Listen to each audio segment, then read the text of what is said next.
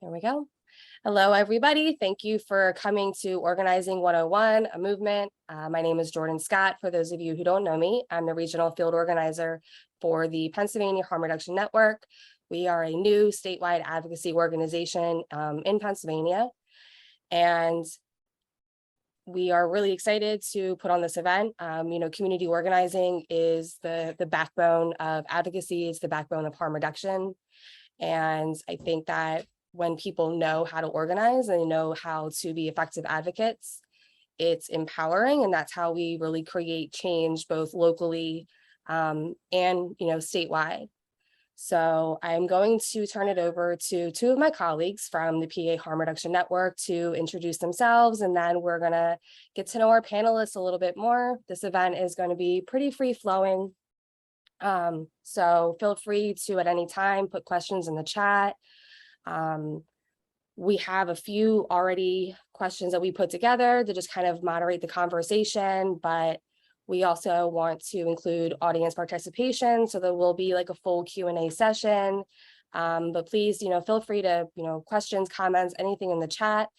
And with that, I'm going to turn it over to Stephanie. Hi, so I'm Stephanie Barnett Jameson. I am the, I always forget what my official title is, strategy and operations advisor. And really, basically, I just help everybody do various things. But what I am going to do is I'm going to real quickly share my screen so that we can just go through our mission statement and our priorities. Okay. Wait, can you see it? Mm-hmm. Okay, good. So who is PARN? The PA Harm Reduction Network serves to organize and build power across Pennsylvania to end overdose deaths, drug use related incarceration, the spread of HIV and HCV, and the many other harms inflicted upon people who use drugs in Pennsylvania and those who love them. And these are our priorities. We kind of have three major buckets: expand access to life-saving harm reduction services, and that includes naloxone, syringe services programs, drug testing, HIV, HCV, and STI prevention, testing, and treatment. Decriminalize drug use, and so we want to decriminalize drug possession, work to end racial disparities in drug policy, keep families intact while parents seek treatment for problematic drug use. And finally, gender responsive harm reduction services, confront and eliminate gender-based violence in harm reduction services, and remove barriers experienced by women, non-binary, and transgender individuals. And ironically enough, we are launching a brand new campaign. It's called, wait, Jordan, what is it called? Why am I blanking on it? Creating communities. Thank you. Oh my gosh. Okay. Creating communities. And so we are looking for people who want to get involved in organizing in their own communities and their own towns. And we're going to provide you with the tools and support that you need to be able to do that. So if that's something that's interesting to you, please be sure to reach out to us or Jordan. You can put a message in the chat and we'll add you to our mailing list. And I think that's it. Thank you. Thank you, Stephanie. And I also am going to turn it over now to Taylor.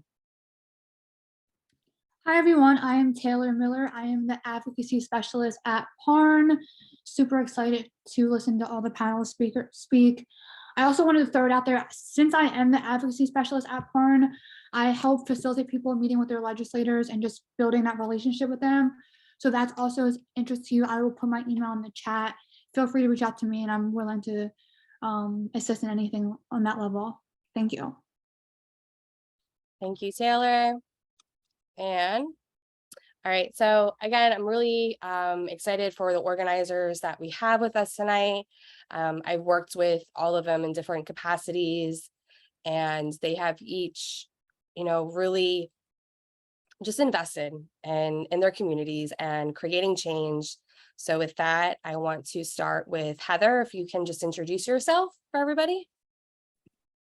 Sure. Thanks, Jordan. Hi, everyone. My name is Heather Ogden. I identify as a person in long-term recovery from both substance use disorder and mental health issues for going on 12 years. I have been in the advocacy space for about 10 years now. I started as an advocate around the same time that I started working professionally in the field of recovery initially, and now in the full recovery spectrum. I didn't get into the actual organizing piece of it till about halfway through. It definitely started out at advocacy, and then my own passions kind of led me to organizing. So I live in New Jersey. I've been here for about 20 years. We do have grassroots teams throughout our state that we work with. But I live literally on the other side of the bridge in Philadelphia, and I'm from Pennsylvania originally. So I'm pretty familiar with the interesting structure that Pennsylvania has with its counties and its very different needs in each county. Believe it or not, New Jersey is actually very similar. We have 21 counties, and it kind of is like 21 New Jerseys. So I will talk more about the pluses and minuses of having 21 different New Jerseys in one state. But that's enough for me for my intro. So back to you, Jordan. Thank you, Heather. And how about Marshall? Hi, my name is Marshall Mercer. I like to say that I was born in advocacy. I've only been in recovery for 5 years, but I've been advocating or organizing and community organizing for at least 4 out of that 5 years. 3 years, probably last 3 years advocating for MERAP, and now I'm advocating for my own company, Hope Brokers. And like she said, I've advocated and organized probably most people on this panel, and I fell in love with each and every one of you. Community organizing is what I learned in this, and through community organizing, I've seen people, places, and just things change that I've never seen, right? So in this panel, I like to see the fact that all of us here from different sections in our place, but we all have the same drive. We love our community. The fact that we're taking an hour out. Like I said, my name is Marshall Mercer. You'll hear more about me later, because I'll talk everybody's ear off. Love y'all. Thanks, Marshall. And Joanna. Oops, I wasn't ready for that. Hi, everyone. My name is Joanna Vance, and I am a person with lived experience of substance use and mental health. I have been working in advocacy and organizing since 2018 here in West Virginia. Lord, I don't know how I even got into it. And I work in social and economic justice, strategic planning and implementation with the state, and then all the way down to grassroots organizing. Lord, I wear a lot of different hats, but mainly I'm just a community organizer. Awesome. Thank you. And Celeste. Hello, everybody. Welcome. I've been in this advocating thing, I like to say, most of my life for all other aspects, people in need, and then probably 13 years with substance use and mental health, and then organizing about 10 and a half years. I'm a family member in long-term recovery, as well as an individual in sustained recovery.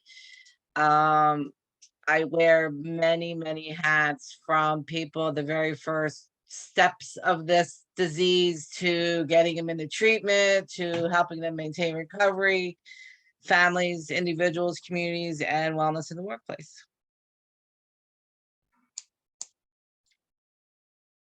I think that sums it up. Thank you. And last but not least, Abby. So when I'm talking, I'm gonna have to turn my camera off, but I'll keep it back on when I'm not speaking so that you can hear me. My story is a little bit different. My journey is a little bit different. I spent the last 19 years in West Virginia.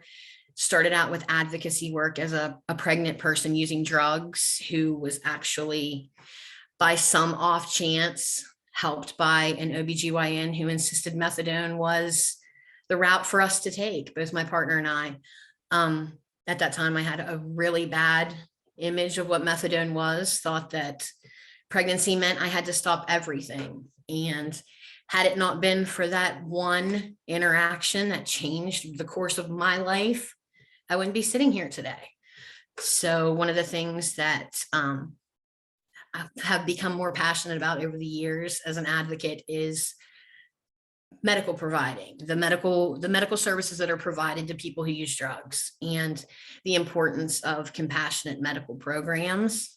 So about a year ago now, we relocated to Greensboro, North Carolina, where I brought 20 years of MAT advocacy and organizing experience to North Carolina Survivors Union, where we are now teaming to do some real work around reforming the current methadone system, not to leave buprenorphine behind, because we're just looking for some parity so we can all fight this fight together. So I would say my focus is more specifically on pregnant and parenting folks who use drugs and who are accessing MAT. Thank you, Abby. And this is why I purposely wanted to get a diverse panel of organizers who are working in different spaces, but all towards the common goal of just, at the end of the day, just helping people and making life maybe a little bit easier and a little bit better. Because we all know nobody's coming to save us. So we got to come together and team up and save ourselves and get some things done. Oh, and I'm sorry, I don't identify as a person in recovery. I identify as a person with living experience as well as lived experience. So although I identify as a drug user, I'm a person on methadone. So yeah.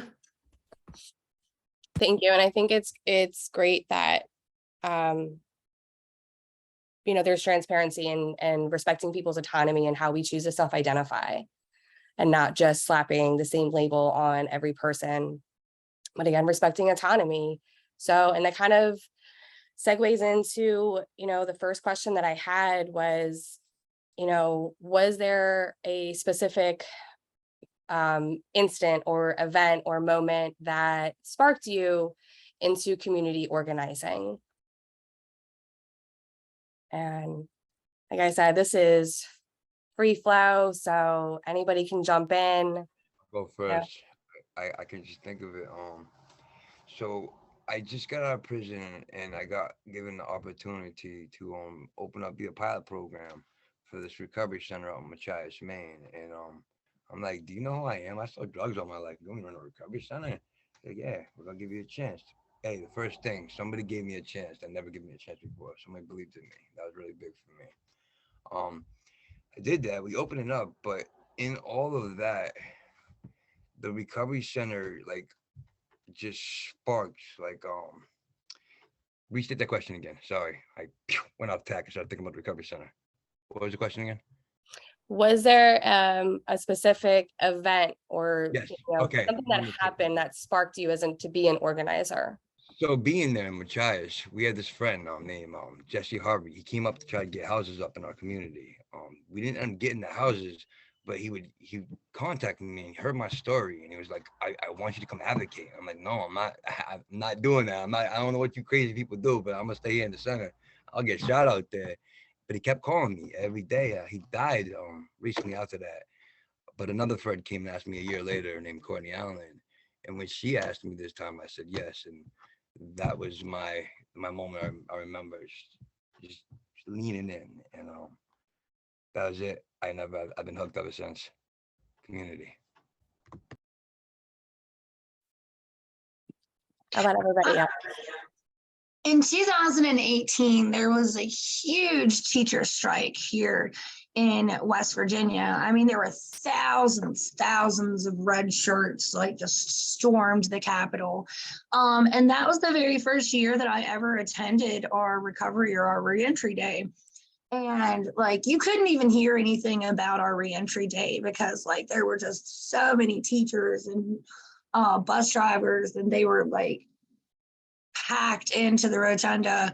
And it was I wasn't even really interested anymore either about what was going on with reentry day, because I wanted to see where these thousands of people were going and what they were doing. And what it was they were fighting against a bill that the legislature was trying to pass.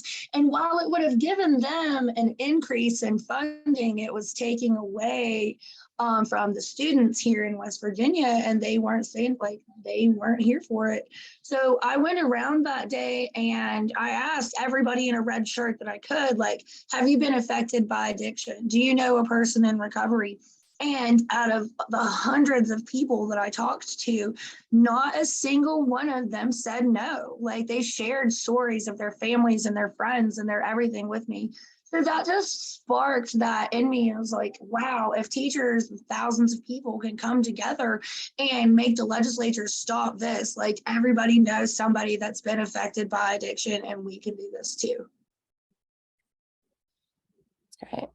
What about you, Celeste or Abby? Well, I think Abby, you started to touch on it when you were doing your introduction.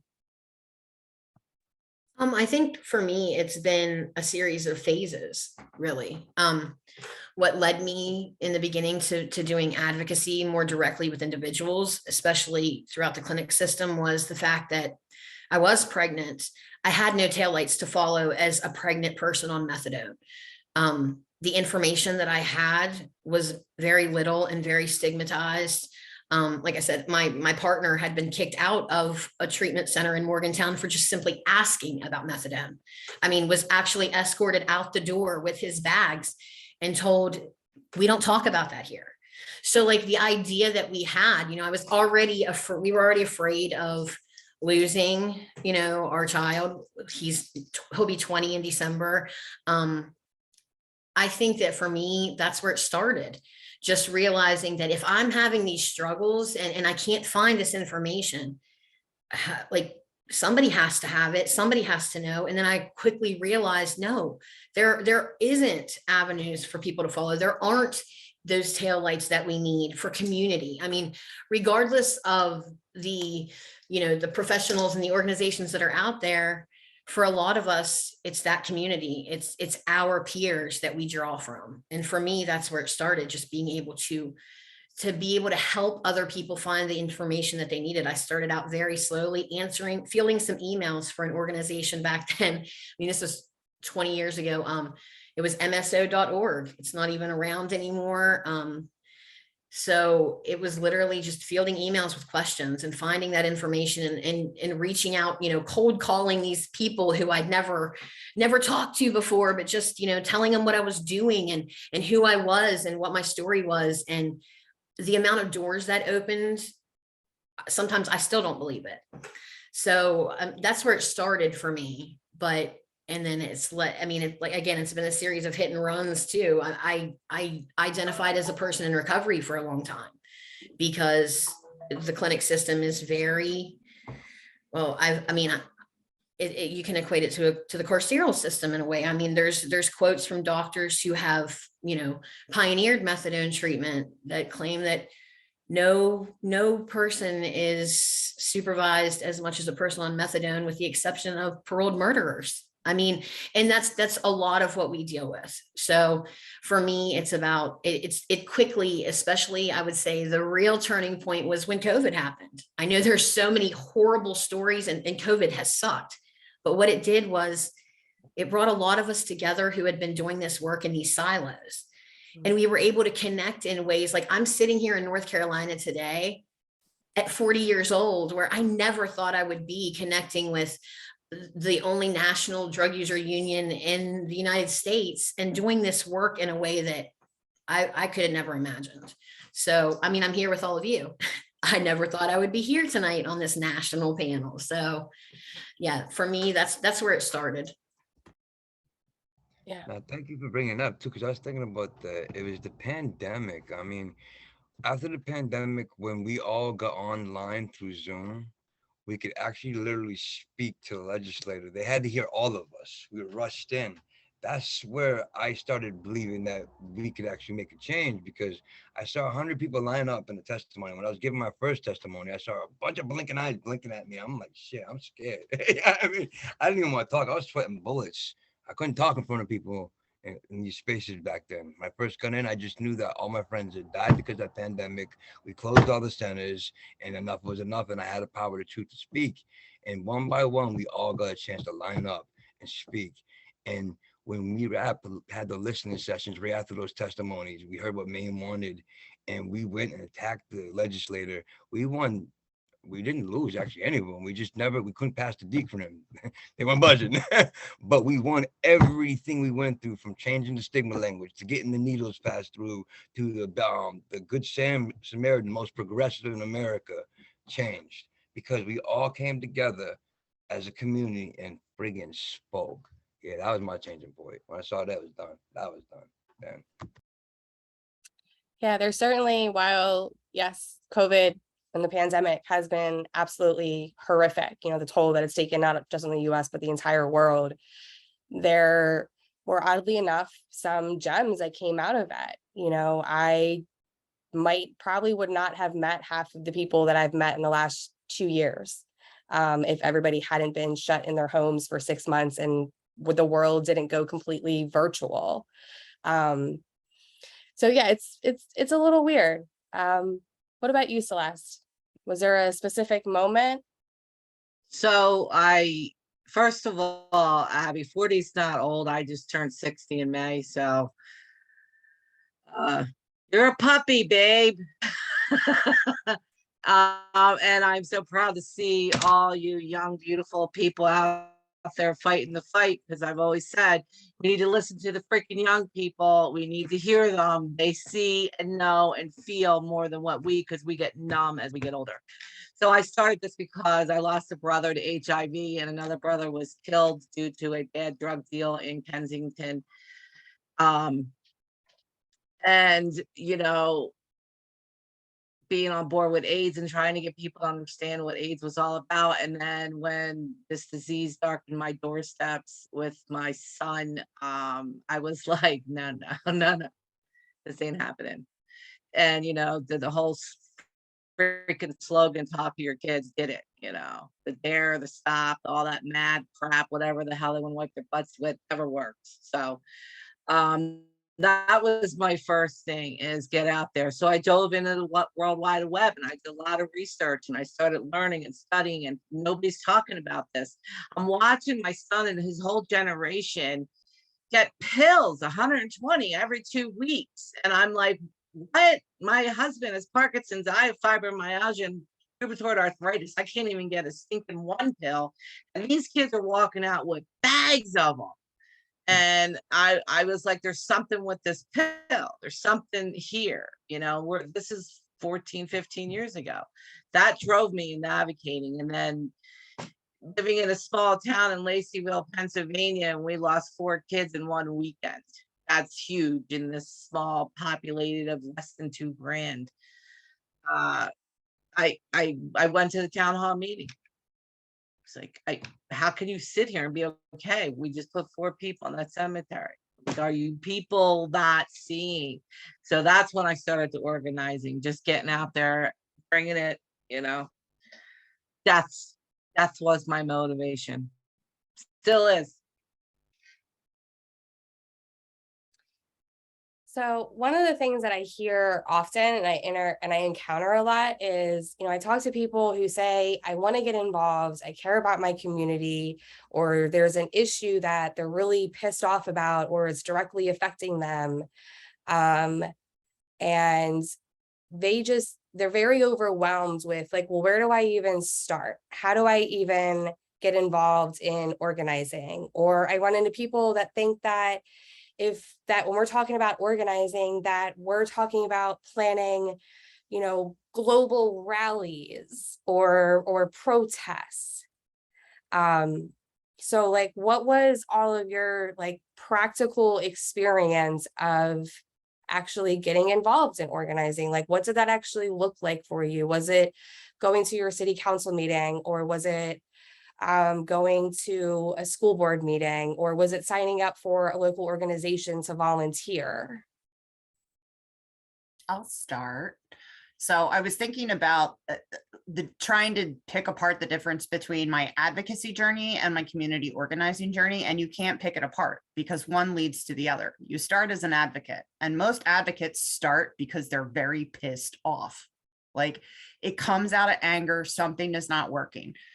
All of us are talking about how it came out of a personal need. Like, I saw that I needed this and it didn't exist, but we all know that we're not an island. So there's other people out there. So when I talk about, organizing, I try not to use that term because it really does scare people away, sort of like advocacy used to. Advocacy is less scary now, but organizing still makes people like, oh no, that's so political. And everybody gets like all crazy, and it's relationship building. Okay. Community organizing is relationship building. And if you're angry about something or you're upset about something, other people are too. So we live in a pretty digital world. So you probably know other people. Like if you're willing to speak out about it, you've probably been ranting about it on Facebook or those, snappy Grammy things that the kids do these days. But like you probably know other people that feel the same way about you. You start there, and just having like a handful of people that all feel the same way, that's a good way to start. Now you have a group, and now you're starting to organize. Then you want to plug into the other people. Like people say, oh, okay, well, now we're doing that thing. Oh, look, there's a thing on harm reduction, and that's what we want to know about. You start going to things like show up on panels, show up for webinars. And also, as far as like getting involved and actual, like the big organizing word, the big no-no word, like find out what's happening in your backyard. I find that young advocates, myself included, like we immediately think we have to storm Washington with like pitchforks and we're angry in the streets. That's not how, there's a time and a place for that. Don't get me wrong, but that's not where you start. You start in your backyard. Like, are they not allowing people to open clinics? Are they not allowing people to open mobile units in your backyard? Like, start there, start in your backyard, because that other people will jump on with you, and then you just build your way up to it. So that's my 2 cents. Don't call it organizing, call it relationship building. Yeah, so I remember calling around to all the agencies and the IOPs and jailhouses. I went to the prison board meetings. I'm like, why are you allowing people to detox on the cement floors, playing their own feces? Why? What do you do for the family members and those in active addiction? Of course, that was totally different verbiage back then, but and you got like deer in the headlight look, where you could feel the silence from them, like, oh my God, somebody's questioning us and defending those people, and I was like, no. And this man challenged me. He goes, are you really serious? Because if you're serious, you could use my warehouse for your meetings, whatever you want to do.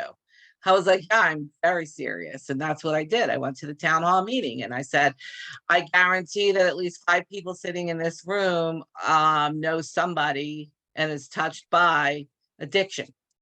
What are we doing about it?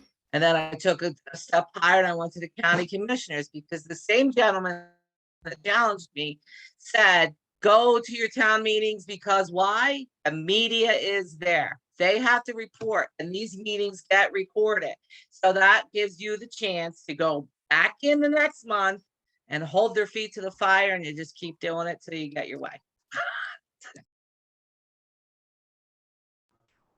I got my first chance to organizing, or whatever you want to call it, when I was in Machias. When everything for me in organizing advocacy happened in Machias. I didn't get out of prison until 2017, and there's this woman named Abby Fucci. She was community part of this organization called the Community Action Team, and it was a little small fishing town in Machias.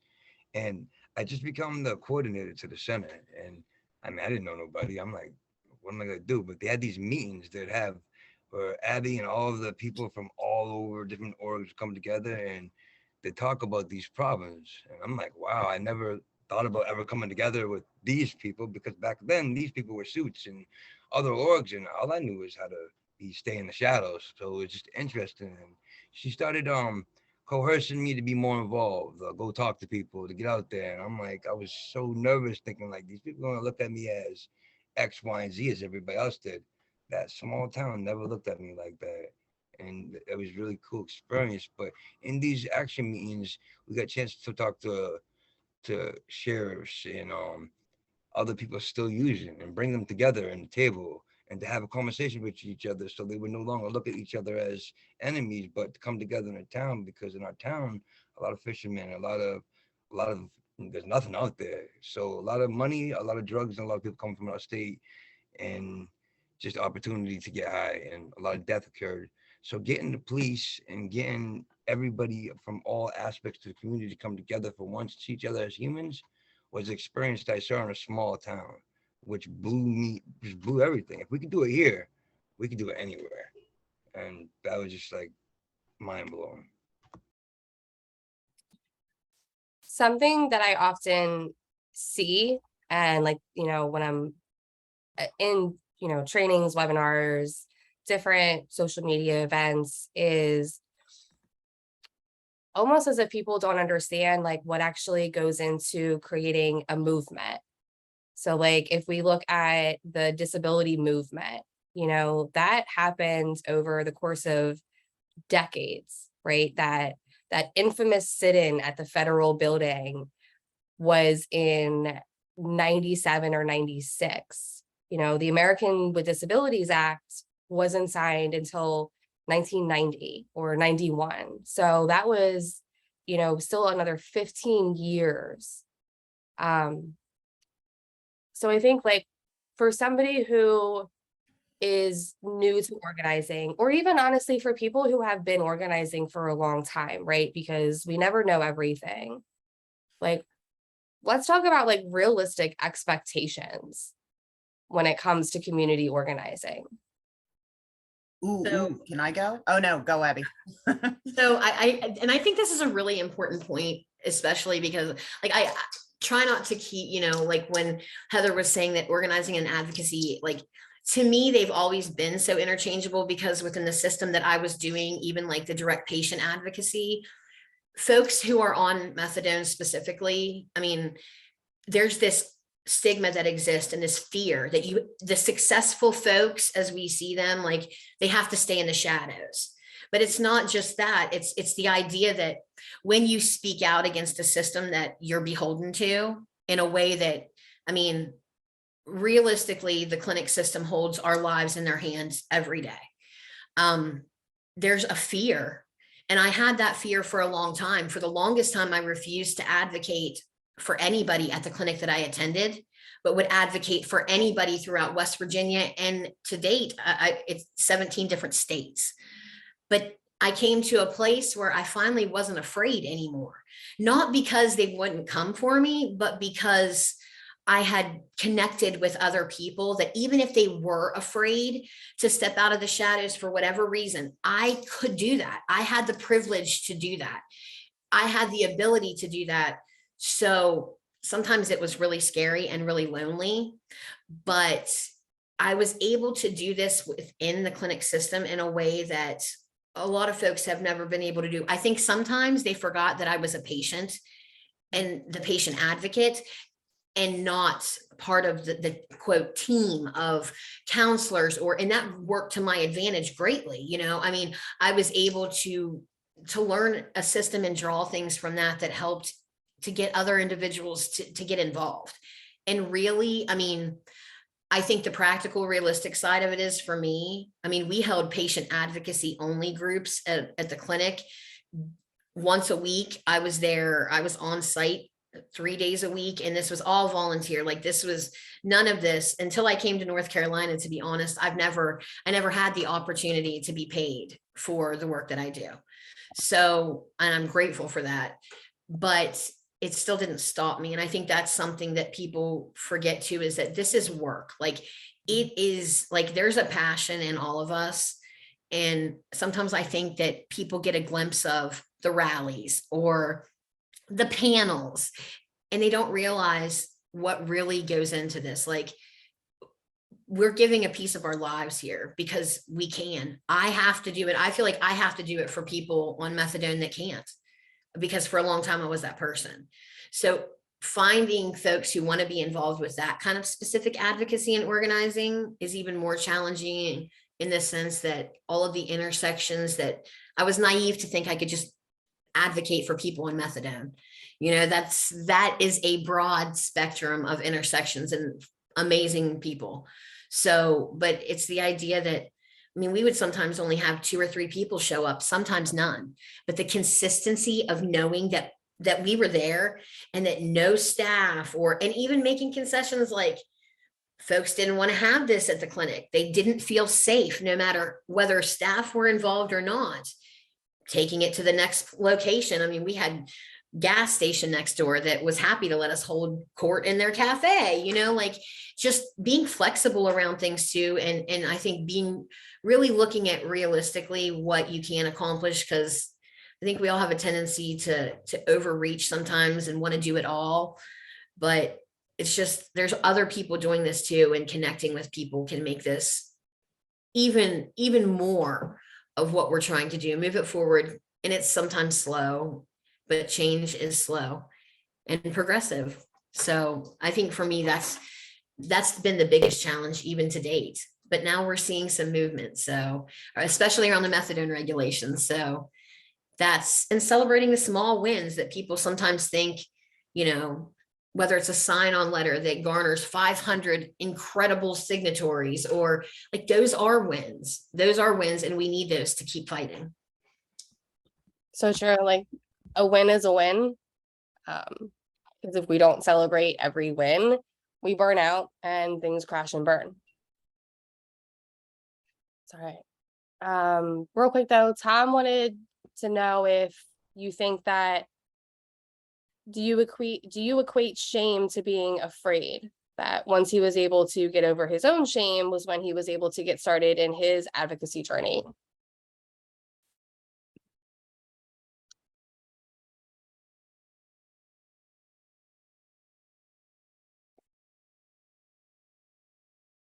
That's for anybody.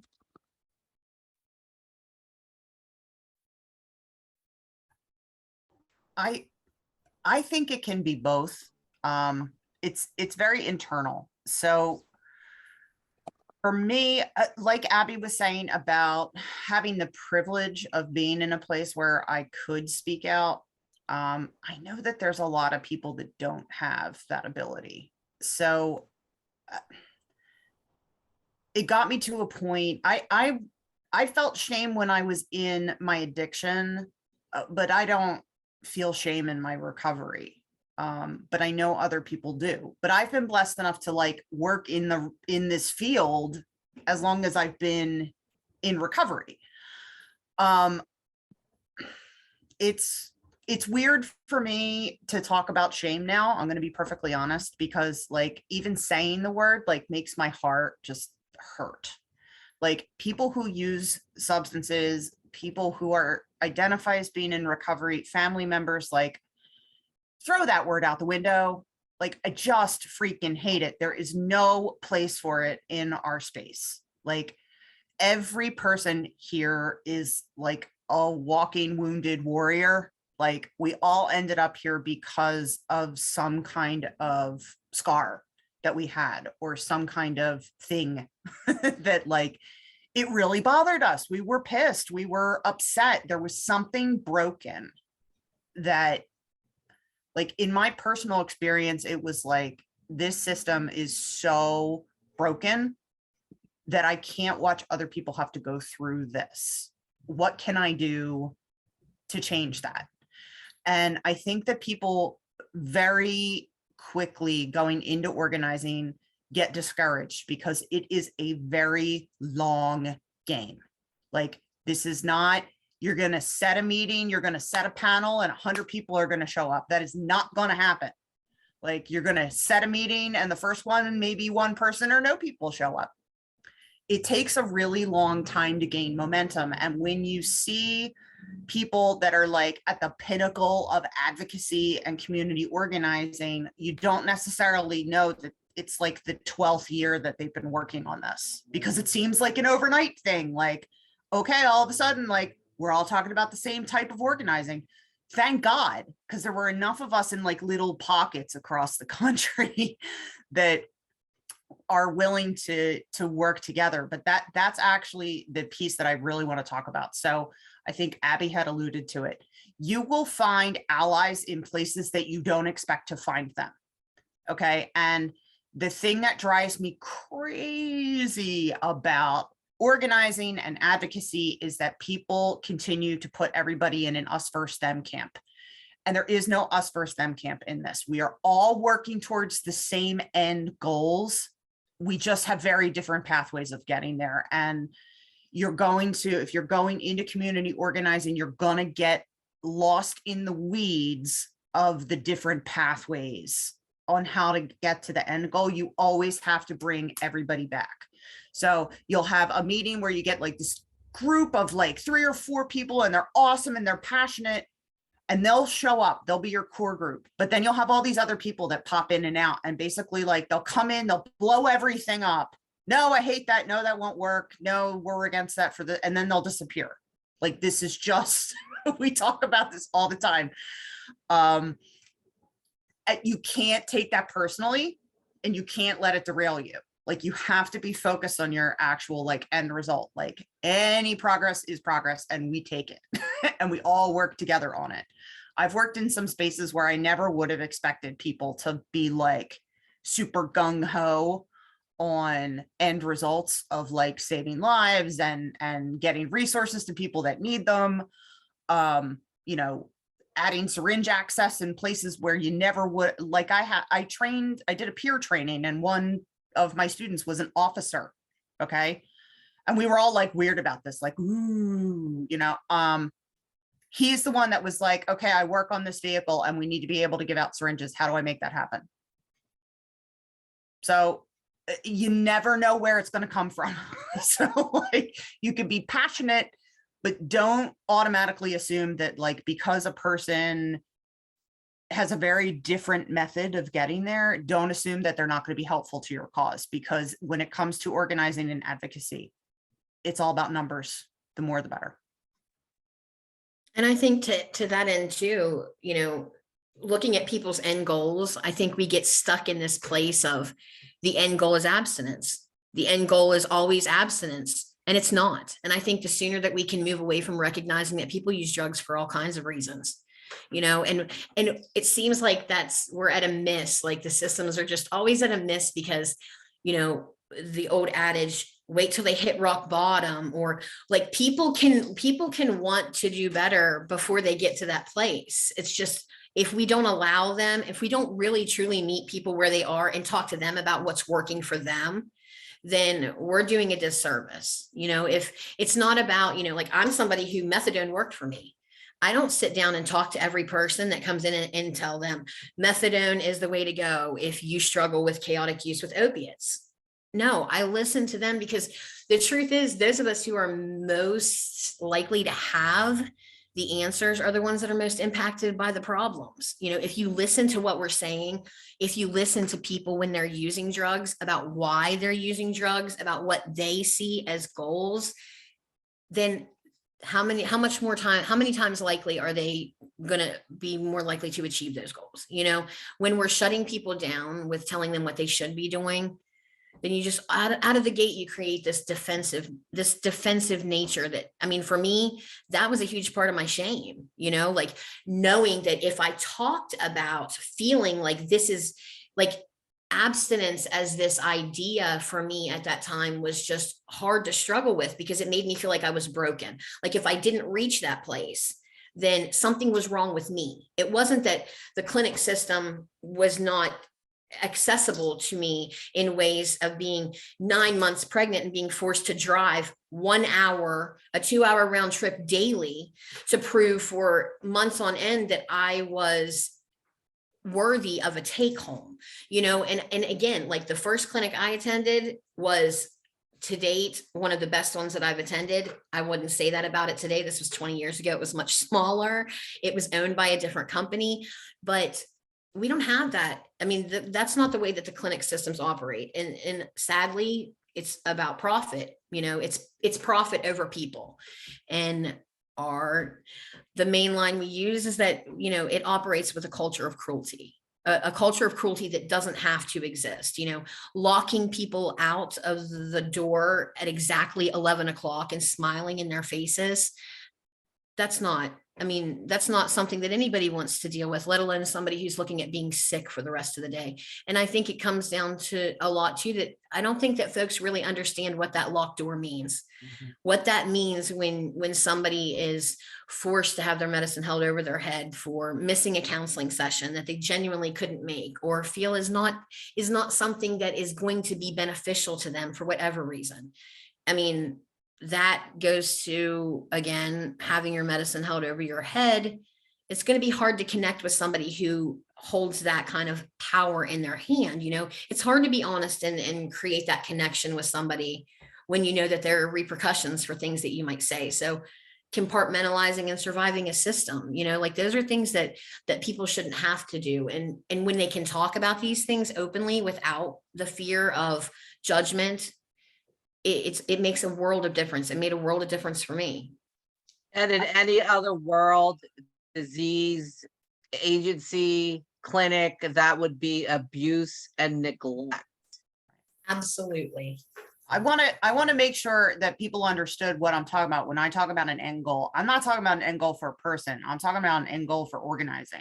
Like, everybody here has a slightly different like niche that they're in. Like, everybody has a passion that they're like super knowledgeable and into, but like, I think all of us have the same end goals, and that's to, you know, make our decision makers realize that people who use substances are people and deserve human rights and autonomy and say, and we need a better system because they're humans that deserve better systems.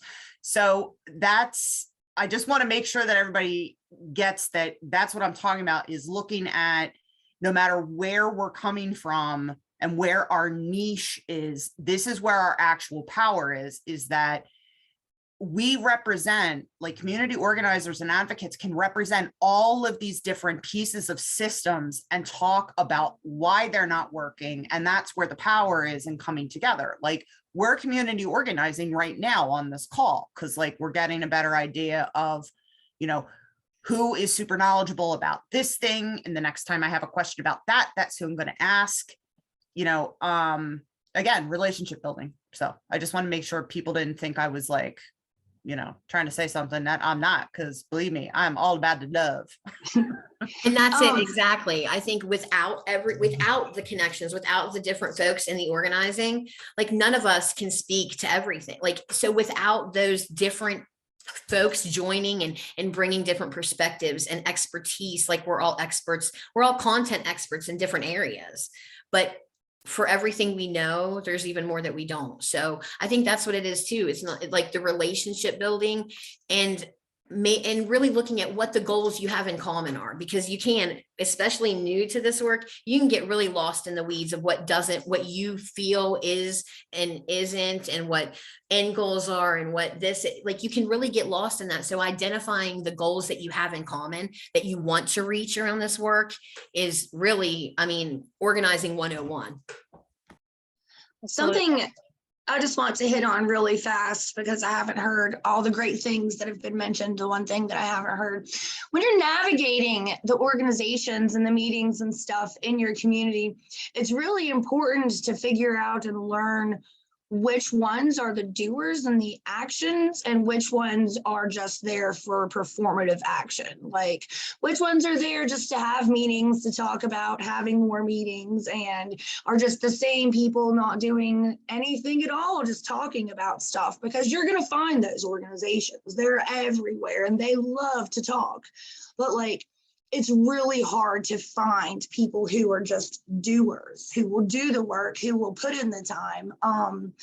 And like, that's a big part, because that's something that I didn't know in the beginning. I thought, oh, look at all these different organizations doing all these amazing things.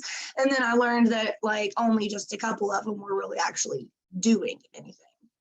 And I think that's one of those, and it's an important point, and it's a great point, and I'm glad you brought it up, because I guarantee you, if we looked at any major movement in US history, whether we talk about the disability movement, we talk about the civil rights movement, bad actors have always been around, right? There have always been disruptors in movements that were either disrupting for their own gain, whether it was financial or attention. And Funding. funding, right? But I think we also have all had the experience of when we give them our attention and we allow them to disrupt, it just pushes us 20 steps back, which is, you know, Heather brought up earlier why it's important when we're talking about organizing is being honest about what's your bandwidth. Like, how much of yourself and your time do you have available, and being honest about it, you know, not taking on commitments that you realistically can't, you know, people can get involved in so many ways. There's so much stuff that's behind the scenes, you know, even going as far as somebody who attends events in their community. That's an aspect of community organizing. That's participating in your community and being a part of it. Like, that all has a positive effect. I want to touch on that too as well. It's LTEs, letter to editors. You get from your house. You send in a Facebook page of whatever you and your friends are agreeing on to that's having a struggle in your communities. One-on-ones. I mean, a lot of the movements that we started, that a lot of us are involved with, started with two people coming together, having a conversation about what was going on in the community, and going out and talk to two of their friends and bring them back to the table and having one of these all over the place. But the biggest thing I want to touch on too is we have to ask our community, what is it they want? That's one thing I didn't hear a lot about either. Is the reason why a lot of Maine got a lot of where they did wasn't because we had all these awesome organizers. We did, but we also had awesome organizers that were willing to listen to their community. Because you go into a lot of these big orgs and they're talking like they're listening to the communities, but when you really put a microscope on there, you don't see anybody from the community around being out. And you can experience that in almost every org. And if you listen to the community, they will tell you what they want, and they will actually lead in all things if you give them the tools. And a lot of things that we've done, if we give them the people the tools and the stage to speak and show them how they can speak to change, social change, and then things can happen. I've seen it happen in Maine. Maine was behind 20 years in everything. We're ahead in advocacy right now because of coming together. That's the only reason why. Big state, but we all know each other. If everybody just got together and talked and had these conversations more and more, we get to know each other. We would get vulnerable with each other. We would know how each and every one of us moved. We become more like a body. Some can talk, some can do LTEs, some can do tech stuff. I can't do this stuff. Right, Marshall, that's what we did here in my area. I'm sorry, Jordan. Oh, go ahead. Just very quick. That's what we did up here in my little rural area. First of all, I was the first person to actually bring into the public eye in Wyoming County, Bradford, Susquehanna, 9 counties around me, actually bring the addiction to them and say, this is what we have. Here we are. What are we doing? What are we going to do? What do you want? People wanted a number because people overdose after 4 p.m. on a Friday night. Nobody stops getting high 4 p.m. on a Friday and picks it back up at 6 a.m. on Monday. Sorry, people. My addiction didn't take a break during the holiday. It got worse. Weekends were already party. Work your ass off Monday to Friday and drunk off my ass till Monday. So, so I did that. I started a number and I just started broadcasting it all over social media. I went to all these town meetings throughout the counties, so the papers would print my phone number and name so people could call me. And that's kind of how I started my organizing, I guess. And then, like we said, you start with 2 people and then you just build it up. And I just want to say that the numbers don't matter who shows up. Like everybody else here is saying to you, I've had my first real big organization was Not One More in Wyoming County. We had over 375 people show up. The first one I helped with was over 600 people. My very first one I did by myself was 32 people. And I've had 2 people to 800 people. So it's not the numbers, it's actually how you are interacting with that individual that's standing in front of you and asking for the help or offering help. And then I also started looking at who's coming to these events, who's coming to these meetings. And the ones that are showing up, they're the ones I would tap on the shoulder and say, hey, what's your ideas? What do you want to do? What can we do? And there's some of them that are in PA Rep today and part of Mobilize that we've known each other for years, even though we were, looks like we're in different avenues, but we all come together for the common goal. And that's what's the most important thing to me, for everyone to understand. Absolutely. And Cindy actually asked a really good question. She brought up, so how do we deal with organizations that are territorial? We outnumber them. No, I'm dead serious. Like, that's how it has to happen. So I worked for a company in the very beginning of my career, incredibly territorial, part of the treatment machine in New Jersey.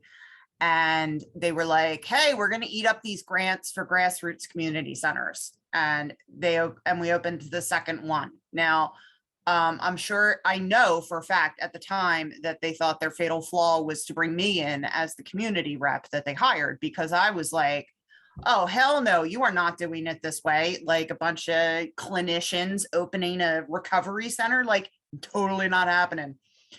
I infiltrated, basically. One of the best pieces of advice I ever got was, and this was back like just in my recovery thing when there was only one pathway and we all did things the same way, but I got some really good advice, and I was complaining about something that a board was doing, and they were like, and I was like, that's it, I'm not coming here anymore, I'm going somewhere else. And they were like, well, you could, or you could join the board and make differences from the inside. And I was like, oh, okay. So I did. And I've taken that spirit with me, and I've learned how to make good waves. And here's my example. So we just passed the 10th anniversary of that very same recovery center, and they asked me to come back and be one of the featured speakers. Now, when I launched this recovery center, I was the person, like, you didn't see me because I was running around setting everything up. And like, anybody who's seen me in action, they know that I'm still that person. I'm the person running around and doing the stuff. But this was one of those things where they were like, no, you're a speaker, you have to sit at this reserve table. So I'm sitting there with like the people from my that oversee all the funding in the state for everything, and like the CEO of the company, and suddenly I'm like this distinguished guest or something. And one of them leans over to me and she's like, now that you're on this side, we can tell you blah blah blah blah. And I leaned right in and I was like, this side, that's what the problem is. And I sat right back down, and that was it. Because having this whole idea of like I'm sure that the people that hired me and got really mad at me for fighting for an actual community input into a community center, now they've used that whole thing for a model for like all of our recovery centers in the rest of the state. So they were like, oh man, this person like might know something. And I don't know anything. I just went to the community and said, what do you need? So as a representative that is known for continually fighting for the community's needs, not necessarily my own, infiltrate them. Like, there's more of us than there are of them, and learn when you can play nice and when you have to fight dirty, because you'll get in there more by being honest, but being polite about it. So I'm not as polite when I'm amongst my folks, but when I have to deal with them, I make sure that I'm not saying anything that'll get me kicked out. Right. I think there's two parts to this too, because what Heather's talking about are those, and especially around, and we feel it a lot around the funding now, especially with harm reduction work. Like, we're seeing a lot of big organizations that were not passing out Narcan is not simply harm reduction. So you don't get to slap that on there and hoard all the funding. But there's also another component to this, and that's the communities that, when these grassroots organizations that have been doing this work and putting in the effort, and then it's about seeing who's already doing the work, respecting the communities that are doing this work, and connecting with them and saying, you've been doing this work here in this area. We want to be involved. Let's work together. Where can we fit? Instead of, I mean, like, we want to stand on the shoulders of those who have come before us. And that's how you do it. It seems like silos in some instances, but we have to remember too, that folks are traumatized. Folks are hurting. They are, we're protective of things. We've been burned and scorned by a lot of the systems that exist. So I think that's a huge part of it too, is because it does feel like a lot of times groups that are doing this, they have their ways that they're set in doing it. And those things there can be a balance there too. So I think it's checking in with the groups that are doing the work that you want to get involved with and asking them, hey, you've been doing this. I respect that. I want to be part of this, instead of trying to start something just, starkly new. Right, and be prepared for these territorial agencies to come at you. I've had SCAs come at me and say, oh no, you need to direct them to me. I said, no, I cut out the middleman. I'm not selling cars, dude. I've had the county assistant's office telling me that I'm not following protocol. I said, you're damn right, because your protocol hasn't worked. Your protocol problem. In their setting, you learn to say, that after you want to smile, and you use the proper language when you have to. Otherwise, it's like, for the one SCA, the community members were complaining about their loved ones going to the emergency room, overdosing, and the police force is standing in that room with the individual, and where's the warm handoff? And the guy's swearing to God that the warm handoff exists. And I threw him under the bus, and the media was there, and I didn't care. I said, no, because I sat with that mom all night in the emergency room. There was no warm handoff. Well, we hand them a piece of paper. I said, that's a paper handoff. That's not a warm handoff, dude. So be prepared. They're going to come at you, and if you're in it to win it, keep going, because like Heather said, you have to infiltrate. You just got to keep marching through their field to get to where we need to be. Also, I like to say about even starting something new. Sometimes that is a good thing. Sometimes you see these orgs who are doing these things, but they're missing communities, like marginalized communities that's never been seen. It's always being forgotten about, always being getting looked over.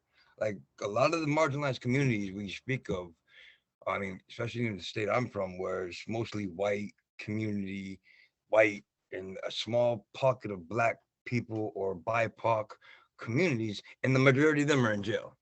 But no one's really speaking about it.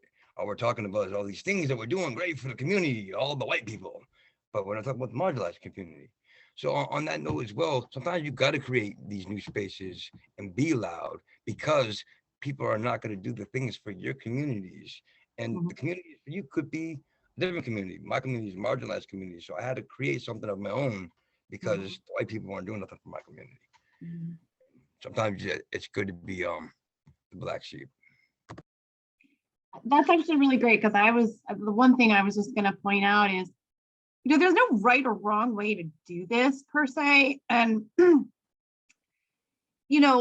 the systems that have created this problem are probably not the systems who are going to fix it. So, some people want a seat at the table. Some people have to kind of wrestle their way to a seat at the table, but there's a third option, which is build your own table. And so that's kind of my preference. I like to just be like, screw you guys. I don't really want to sit at your table anyway. And then create a table where, and really start collaborating with people who are solution focused. And sure, that may involve volunteer work. It may involve not having funding. It may involve doing slightly illegal things. But at the end of the day, it's about doing what needs to be done for you and your community. And so don't feel like you have to fit into this certain box of legitimacy, because you don't. Yeah, Now, it takes all those different levels to do it. I always feel like I call us the bridge generation, because I feel like we're watching this whole swing that needed to happen a million years ago. Don't get me wrong, and it has been happening.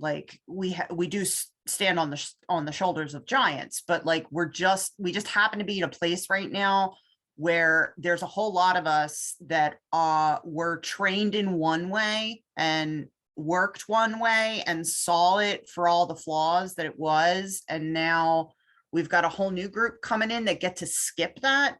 And here we are in the middle. And I'm like, I don't know how I ended up being a Switzerland, because I'm much more of a pitchfork kind of gal, but it takes every level to dismantle the current one. Cause like none of this happens overnight. Like in my heart, I still want to, like, I really think it would be better if we just like burned it all down and start all over again. And I think a lot of organizers feel the same way, but unfortunately there are still too many, like, you know, way white male people running shit. and and so there's a place for all of it, like, but again, keeping your eye on the end thing, that we all want the same thing. And this is what gets lost in the weeds, is that people are like, oh, well, they went over the other side, or like, oh, that, like, we just, in this space particularly, I hate it because we often end up shooting ourselves in our own feet, and there is no reason to do it. Because we all truly want the same thing. Like, we want a working system that is effective and helpful and trauma informed for folks, so they don't have to go through the same things that we and our loved ones did.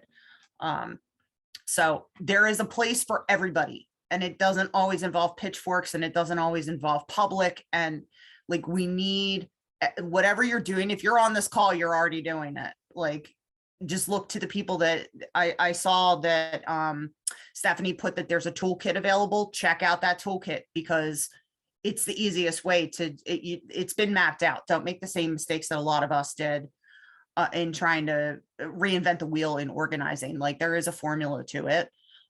Just tap your passion and then follow the method and plug in with other people that are that passionate too.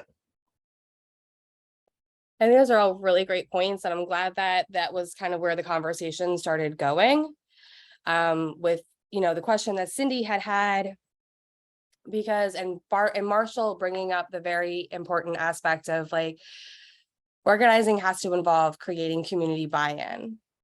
You know, we had said earlier that PARN is launching our Creating Communities campaign, right? So we want these listening sessions to happen in communities all across Pennsylvania. Well, guess what? I only lived in the southeast portion of Pennsylvania. I didn't know that some of these counties existed until a few years ago, because I'm geographically challenged.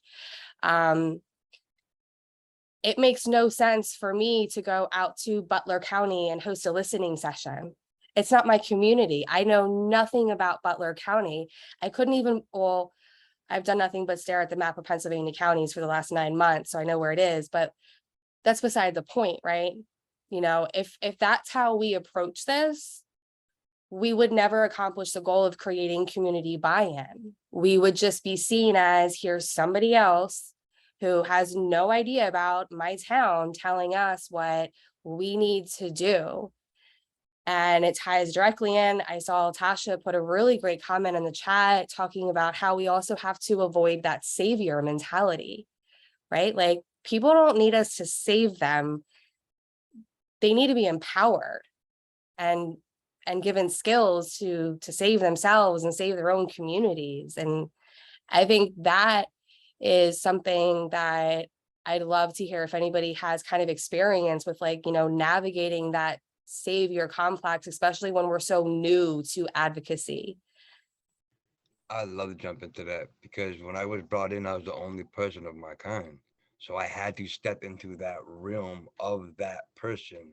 So it wasn't the fact that I happened to take on the savior thing, but was happened to be the only person that had the voice to be that person who is there.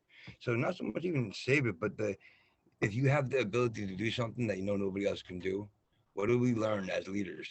To lean in to the things that we are afraid of, and to raise other leaders up into those other things. So sometimes you have to be the first person to step into that space, so you can allow people of, for instance, BIPOC. I didn't have too many Black people going to the spaces where I'm at. I mean, I go to a legislation thing, I'm the only Black person there around all white people in the Senate, and one Black person I don't even think is Black, but that's not even beside the point.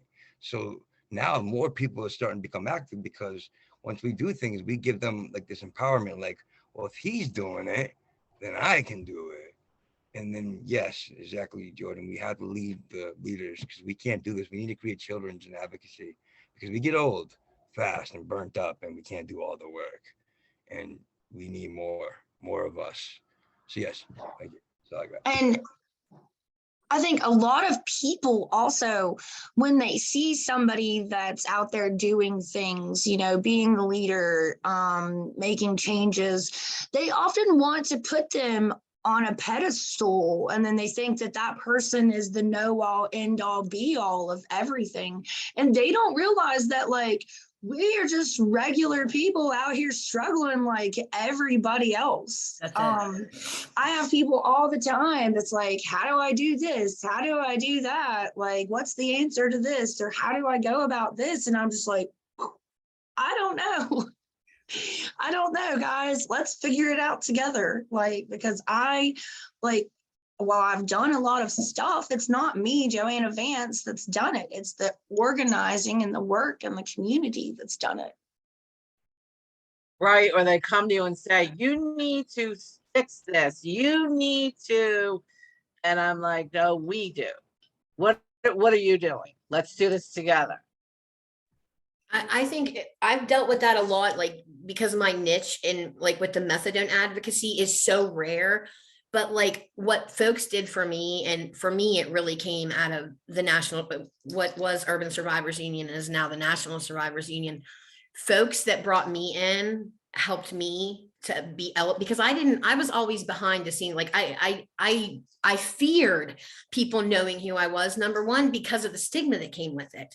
So I wanted the folks who needed my help to know that I was there to help them become an advocate for themselves, because somebody told me one time, you can do it for people and then they're going to keep, or you can show them how to do it. And then, you know, like if somebody's hungry, you can feed them, but if you show them how to cook, they'll never be hungry.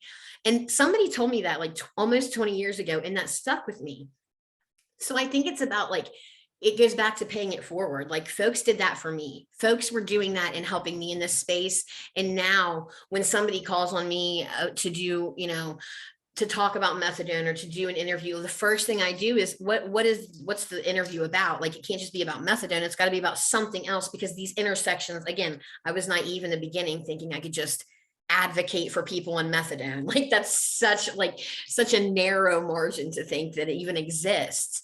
But I think that's what it is. It like we have, just as we have the responsibility of being able to do this work that comes with the ability to do it, we have to be always helping others and elevating them in these spaces, because I didn't know how to do that for myself. And if other folks hadn't have done that and helped me with that, I wouldn't be here. Yeah, I want to touch on that too. Allies, man. We also have allies that help us out. Sometimes allies do more than they're supposed to, but there are those allies that are actually allies. Like I wouldn't have my company right now. It's not my company. That's our company, because of the board that I have of allies that were willing to give me a shot when nobody else was. So a lot of times we try to do this thing. We put a silo on. We have to have the allies talk in the circle over here and have this community talk in the circle over here. Sometimes we need to put all that shit behind us, kick down those silos, put everybody in one space, and put our biases in the one table. Because here's the thing, a lot of us have biases, yes. But if we don't come to the table with the biases and get real with that shit and allow us to have the space to communicate with those biases, we're not going to evolve into the human space. We're going to stay siloed. That's all I got, actually. Well, and I just want to add one more thing, because I've seen this happen to quite a few friends that become tokenized in this work, and then they're leaned into really heavily by a lot of the bigger organizations, and they're elevated almost to this stardom, and then they're left with this feeling that, like, you know, I thought these people were my friends, or I was making these connections with folks, and then they're left to feel empty because they were set up in a way that was harmful to them, but made them feel good at the time. And like exploiting folks like that from any community is pretty gross. And I think when we're talking about some of these silos and these bigger organizations and companies that are doing that, like we need to start calling those folks out about this too, more than even what we're doing, because it's hurting our communities. I think on that same note, we need to be careful ourselves. This goes kind of with the savior complex. Like we hit a certain cap and we're like helping other people. We also need to know when it's time to put those other people in the front. Like people tend to go to the same person over and over again. And when it's us that, when it's me, it feels great. Like, it's really nice, but sometimes I'm not the best person. Like, I have my lanes, I have my strengths, like, but when it's not my strength, I need to hand it over to the person that is. Like, and that's hard to do, especially when you've been fighting for a very long time, to like be heard and get your platform and your group out there. But it's really important that we are making space that is safe enough for other people to step in, like those people that taught me, and like I teach other people, then you got to push them up front too. Like, it's really important to know that it's the only way we keep it a complete we thing. Like, if it starts becoming about me, then I'm doing something wrong, and I've just become all the stuff that I'm fighting against. And it happens, and you're going to see it happen to people that you thought it would never happen to. And it's going to be hurtful, and it's going to kind of break your heart, but that is human nature. And you just need to be aware that we are all like, we can all fall prey to it. So I try and make sure that like, I'm staying in my lane and bringing other people whose lanes go with mine, like, to talk about what they know, because I don't know everything. And the day that I think that I do, please just take me out back and put me out of my misery.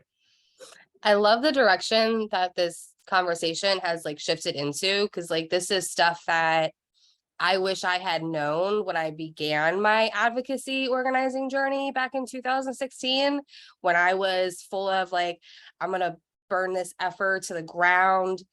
Like, because I was so tired of constantly being told, well, that's just the way it is. And after hearing that for like a year, I was like, I don't think I like that answer anymore. Like, what happens if I start asking why? And my mom will tell you, why was my first word. And I didn't stop asking why the minute I learned how to say it. So, and I can be particularly annoying. It's a quirky trait of mine. But these are all like kind of like the pitfalls and traps of like advocacy and organizing that I think is so important for people to know, whether you are, especially if you're just getting started. But even again, like, it's a good reminder for those of us who have been doing this work for a while, right? Because it's easy to get frustrated. Perfect example, we've got two pieces of legislation that we've been working really hard to pass in Pennsylvania. We've got a stellar shot at getting one of them across the finish line. The other one, it's a toss-up, right? And it's really easy to look at it in a sense of, well, if we can't pass both, then none of it mattered. No. You know what? No. If we can get one bill past the finish line in a year, like, I'm going to hire a plane to like skywrite it across the East Coast, right? Because it's a big deal. And Abby had said it earlier, and so did Joanna, like, we have to celebrate the wins. And understanding also, like, Heather, you mentioned it, being able to do our own internal checking our own biases, because we all have them, right? I am not always the best person to put in the family space. Some days I can rock out in that space, and others it's not mentally healthy for me. And that's okay. It's recognizing my strengths, it's recognizing my weaknesses. They're both equally valid and important. And again, not allowing ourselves to be tokenized, being able to set boundaries in our advocacy. I was invited to sit on a panel that was supposed to be about harm reduction and recovery, but I was told, well, you can't talk about dealer involvement in harm reduction. And my response was, but so you can't invite me to an event and you don't want all of me to come. So if I can participate in your event and talk about all aspects of harm reduction, which includes dealer involvement, sign me up. If not, I respectfully decline. So like the need for boundaries in our advocacy as well. Also, have somebody who understands this space that you trust to be your sounding board. So we're talking about the family space. My sounding board is like the family space queen, and that's Tanya. She's one of my best friends.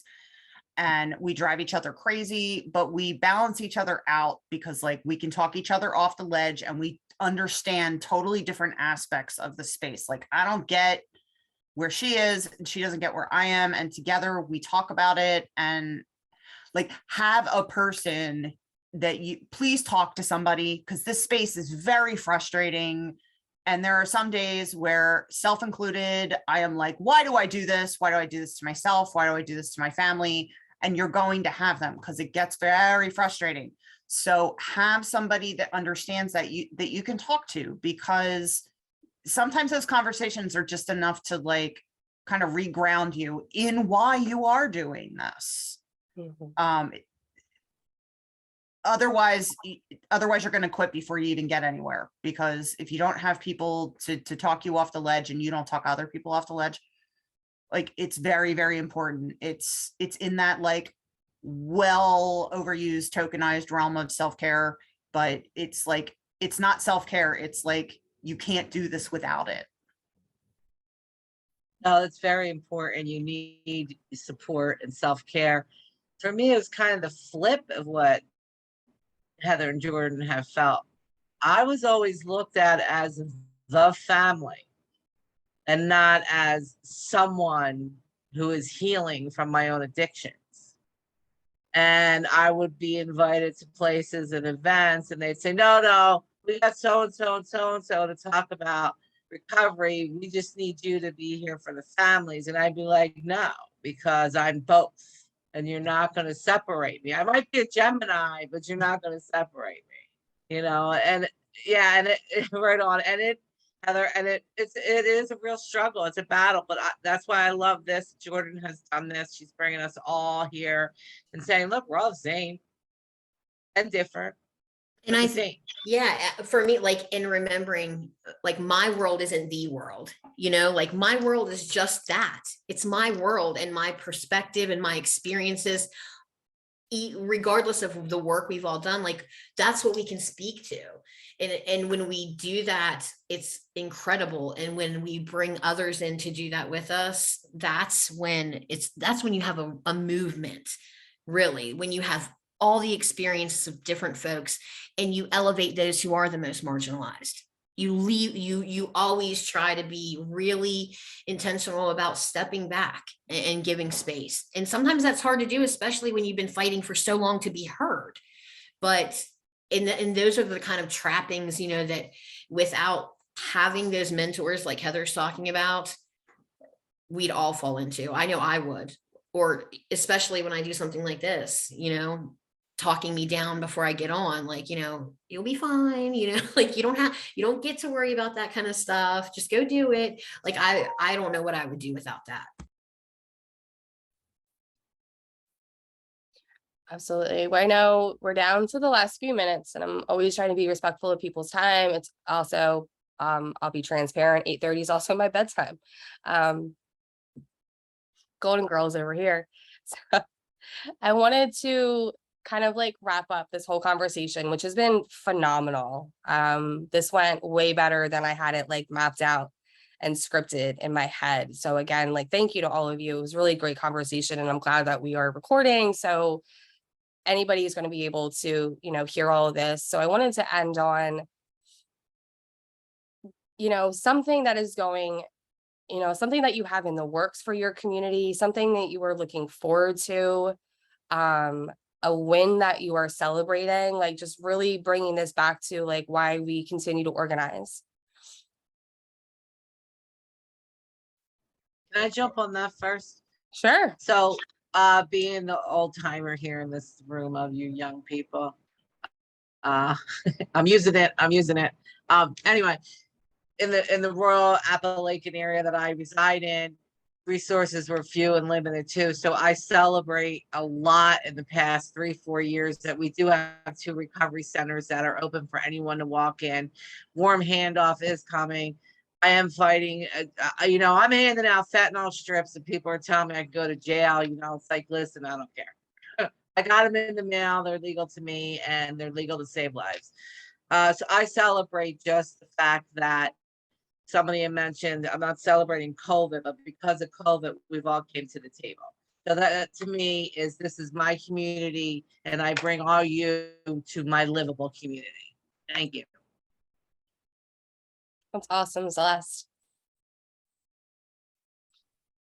I celebrate a ton of things. Last week, I celebrated the fact that we went from 2 recovery community centers to 21 funded, 1 for each county. I also celebrate the fact that I have learned how to politely disagree and open my mouth and fight for things enough that there is room for people at the table. Like, it's probably not going to be me. I've burned enough bridges, but but that's okay. Like, we make mistakes in the space, but it opens up realms for other people to come in. Like, we have people talking in our state now that never would have talked before. Never. So as a like, knowing where my lane is, now I'm the bridge. Like, I'm a big fan of education. So my whole big thing right now is the fact that I'm actually getting to talk about harm reduction and is recovery in spaces that, like, no one would have been down with this a few years ago.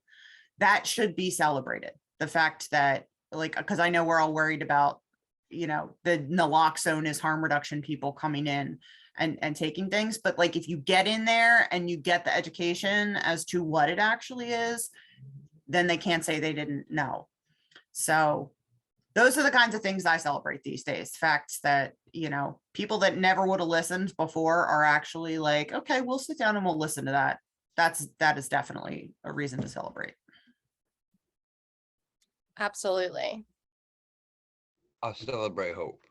I get to be part of a community and on the front lines where I see people come off the streets and become directors, and come off the streets and manage recovery houses, and come off the streets and just become something passionate. I get to see people who still using and part of all different kinds of organizations and different sets that used to bang against each other come together now in recovery and celebrate the same thing.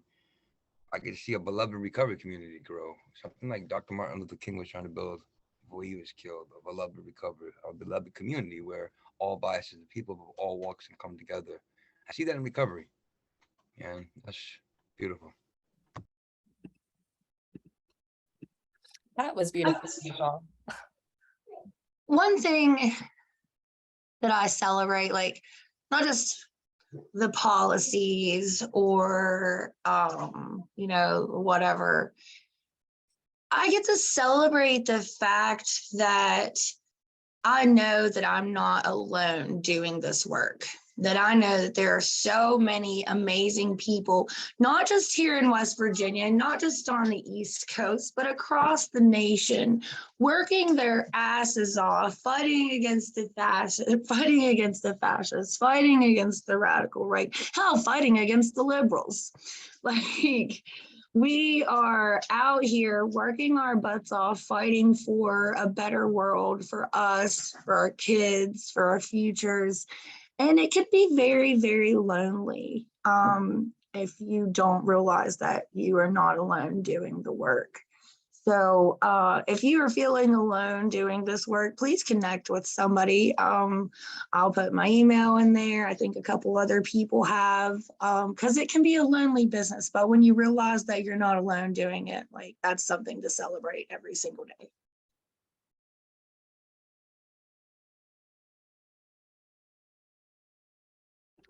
Oh, I was on mute. Absolutely. Thank you. Abby, any thoughts before we close out? I guess something I mean, just being able to do this every day, being able to connect with folks, and much to Joanna's, and just knowing that, you know, it's not just me, it's not just a few of us, that this is, regardless of what areas you're in or where, you know, what your beliefs are, there are folks fighting for this, and we do all have the same end goal, which is to keep people from dying. At the end of the day, that's what we want. We want people to have quality of life, and we don't want people, we want to stop losing people to the systems, to the crisis, to the opioid crisis, to the overdose crisis, whatever you choose to call it. It's time. It's been time. I mean, nothing like empowerment when I walked into Vegas last year and just standing there and feeling the power of fellow advocates and organization people, it was like drop you to your knees, like that's for real stuff. And that's what we're doing every day. That's awesome. So on that note, again, thank you everybody for showing up tonight, participating. This was way better than I imagined. Beautiful conversation. I fully plan on doing this again because I think we should. And have a great night, everybody. And again, just thank you. Night. Awesome, everybody. Appreciate y'all. Thank you, everyone.